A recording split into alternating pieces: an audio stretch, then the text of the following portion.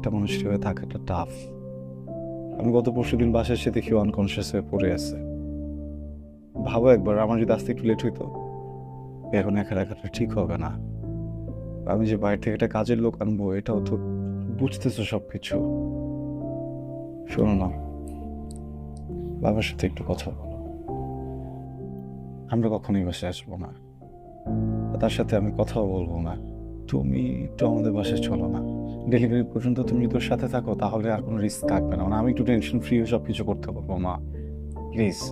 বাবারে, তোর বাবাকে যদি এখন আমি স্ট্রেট গিয়ে এই কথা বলি, তোর বাবা আমাকে কোনোদিনও যেতে দিবে না। এর যেতে ভালো হয় বলি যে কিছুদিনের জন্য তোর খালামণির বাসায় যাব, এই কথা বলে তোর বাসায় গিয়ে 7-8 দিন থেকে আসতে পারবো। আমার তো মনে হয় সেও অনেকটা ভালো নাই। তুই একটু কথা বল, সে তো মানুষ, চেঞ্জ হইতেও পারে। এলেনা, কার সাথে কথা বলছো তুমি এই রাতে?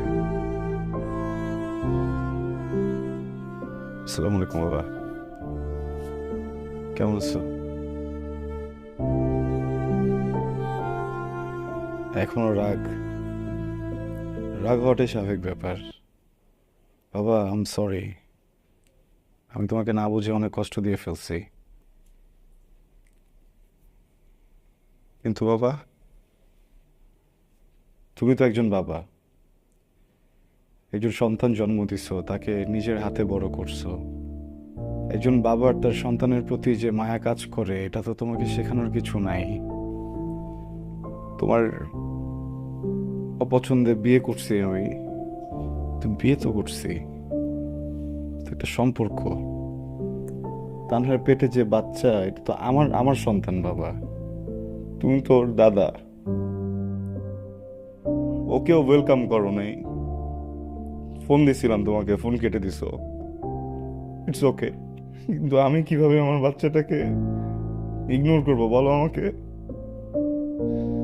তানহার শরীরের অবস্থা খুব খারাপ, বুঝছো? আমি একা একা সামাল দিতে পারতেছি না। আমি টাকার জন্য আসি নাই, আমি যেভাবে হোক, যা করে হোক, আমি আমি টাকার ব্যবস্থাটা করতেছি। কিন্তু এই সময় আমার ফ্যামিলির একজন দরকার ওর পাশে।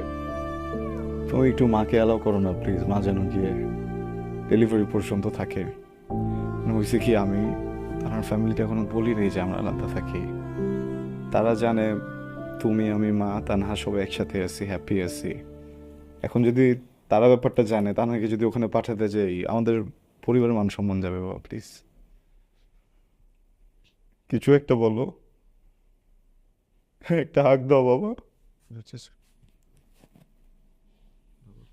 আর শোন না, সর।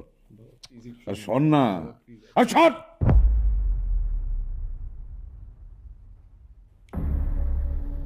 ম্যাচিউর হয়ে গিয়েছিস তুই, না? অনেক ম্যাচিউর হয়েছিস।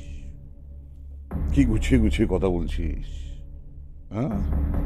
তোর এই সুন্দর গুছিয়ে কথা বলার মাঝেও কোথায় যেন ছন্দপতন ঘটে যায়। একবার ছন্দ কেটে গেলে জীবনের ছন্দ থেমে যায়। তোকে একটা কথা বলি, তুই, হ্যাঁ, তুই আমার সন্তান।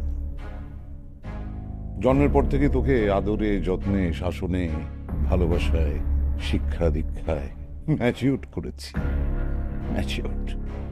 আমার পরিবার, পরিজন, সমাজ, সবার কাছেই তুই আমার স্বীকৃত সন্তান, জায়েজ সন্তান।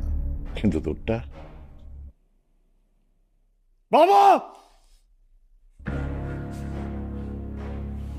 তুমি আমার বাবা না হলে তোমার জিভাটা টান দিয়ে ছিঁড়ে ফেলতাম।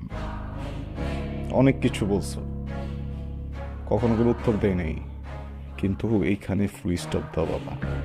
আমার আমার বাচ্চা নিয়ে কথা বলো না, হ্যাঁ? তোমার জন্য তো আমি অনেক আগেই মারা গেছিলাম। আজকের পর থেকে তুমিও আমার জন্য মরে গেছো। কয়েকটা মানুষ ভাড়া করে রেখো। আর তুমি যদি আমার চোখের সামনেও মারা যাও, আমি কিন্তু তোমার লাশ ধরেও দেখবো না বাবা। তা না, চলো ওঠো, মা সরো, ওঠো, চল। রাফ, চুপ, কথা বল না, শোনো শোনো শোনো, কি? বাবা বাবার আর মন খারাপ করছে তুমি আরে কিসের বাবা, কিসের মন খারাপ? তুমি চলো আমার সাথে। তুমি সরি বলো বাবা। কিসের আমার বাপ মরে গেছে, তুমি বুঝতেছো না? তাহলে আমার বাপ মরে গেছে, আর একটা কথা বলবো না তুমি, প্লিজ। তুমি ভুল করতেছো বাবা। চলো, মরে যাও না, বাবা। চলো। বাবা, please, চলো আমার সাথে, please। বাবা,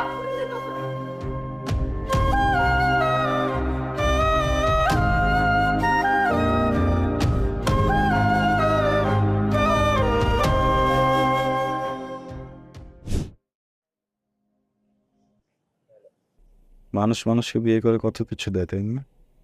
আমি তোমাকে কষ্ট ছাড়া কিছু দিতে পারলাম। আমি খুব সরি তানহা। এই পারলে আমাকে মাফ করে দিও।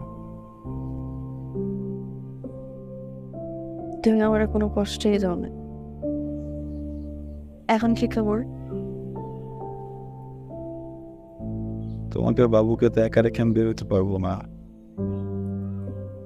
একটা কাজ করি, তোমাকে বাবুকে তোমাদের বাড়িতে রেখে আসি কিছুদিনের জন্য। রাইখা আসি মানে কি? আমি বাড়িতে গেলে তুমিও যাও আমার সাথে। ঠিক আছে রাফান, জি, তুমি এখান থেকে চলে যাও। বুঝলাম না বাবা। তুমি যত তাড়াতাড়ি পারো লোকজন নিয়ে এখান থেকে চলে যাও।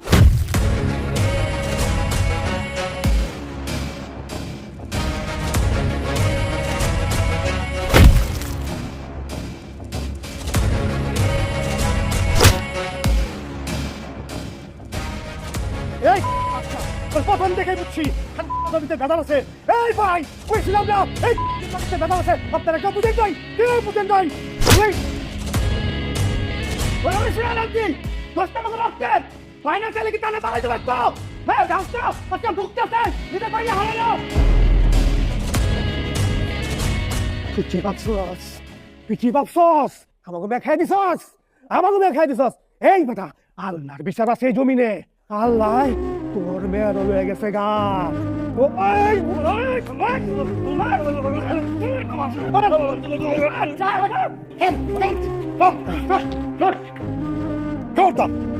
কেউ রাস্তায় গা একবার হাত দিবি না, তাহলে আমি ভুলে যাবো তোর আমার ভাই ছিলি।